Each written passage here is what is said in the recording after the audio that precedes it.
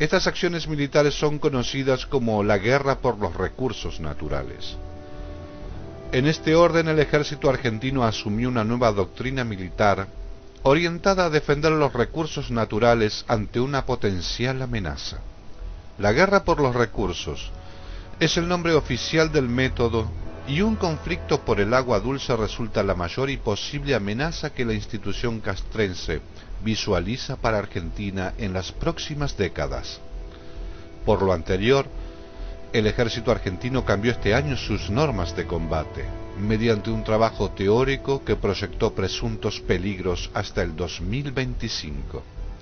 De acuerdo a estas estimaciones, las posibilidades de agresión por parte de un Estado extranjero tendrían como blanco recursos naturales, en especial el acuífero guaraní, que abarca 220.000 kilómetros cuadrados en la Mesopotamia argentina, más de 800.000 en Brasil y sectores en Uruguay y Paraguay. Según la visión militar, la disputa por este recurso natural es la mayor posibilidad de que el país entre en un conflicto bélico. Luis Alberto Moniz Bandeira, uno de los académicos más respetados por la Cancillería brasileña, dijo que la primera hipótesis de conflicto de las Fuerzas Armadas de Brasil es la invasión de la Amazonia por Estados Unidos, porque esa amenaza es posible, como también la de ocupar la Patagonia. Detengámonos unos instantes en este punto. El acuífero guaraní es una vasta región entre Paraguay, Brasil, Argentina y Uruguay, donde existe el mayor caudal de agua dulce subterránea y de superficie del mundo entero. Ante las estimaciones de la escasez de agua potable futura, se cree que el acuífero, sin importar los cambios del medio ambiente, podría sustentar de agua a toda la humanidad durante 200 años. Es sin dudas una de las fuentes de riqueza futura, ya que el agua podría valer mucho más de lo que hoy cuesta un barril de petróleo.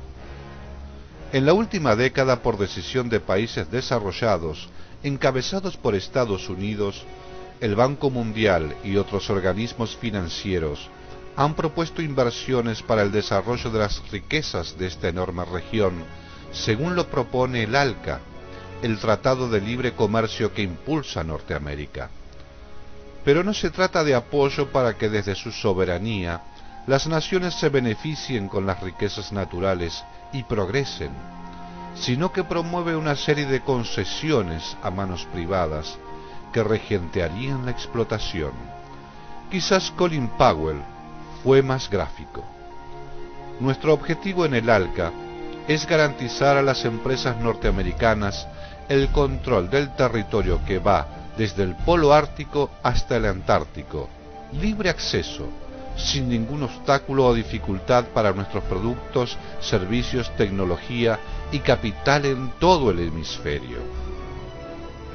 La iniciativa, en resumen, se acopla a los múltiples intereses que bajo excusas tales como el terrorismo islámico y el narcotráfico intentan establecer bases militares en puntos estratégicos para el control de los recursos hídricos, petroleros y agropecuarios, tal como viene haciéndose desde que declararan a la Triple Frontera como zona de riesgo terrorista. La teoría de una guerra mundial por los recursos naturales explicaría la invasión permanente sobre los países productores de petróleo, el combate al creciente narcotráfico en áreas ricas del planeta y la insistente búsqueda del Banco Mundial por poner en manos privadas cada riqueza de este mundo con una excusa proteccionista. Tal es su estrategia que los países deberán cambiar sus legislaciones sobre patrimonios naturales y permitir una explotación libre y sin auditoría. Una historia sobradamente conocida en nuestro país. Con todos estos datos, ¿es posible avisorar el futuro de Argentina? Es importante intentarlo. Preste atención. Pueden pasar unos pocos años antes que el efecto del cambio climático tenga efectos visibles en nuestro país. Pero eso no querrá decir que no esté sucediendo, porque en verdad ya ocurre. aunque de manera algo silenciosa. Estos débiles signos irán en aumento. El primer indicio es la alteración de los períodos entre el invierno y el verano. La tendencia es que los períodos fríos se acorten y los estivales sean más largos e intensos. El desequilibrio por el aumento de la temperatura en el norte y centro del país, sin embargo, provocará la entrada de masas polares infrecuentes, como las ya observadas en Buenos Aires y otras provincias. El ingreso de estas masas frías, aún en el verano, significarán que el calentamiento es sostenido.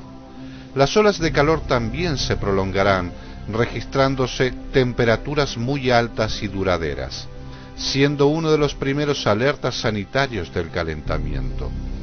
La duración y extensión del calor propondrá el riesgo que enfermedades de otras latitudes, como el dengue, el cólera y la malaria, puedan arribar a las ciudades y transmitirse mediante distintos vectores que ya aparecieron en las zonas templadas, como el mosquito del dengue.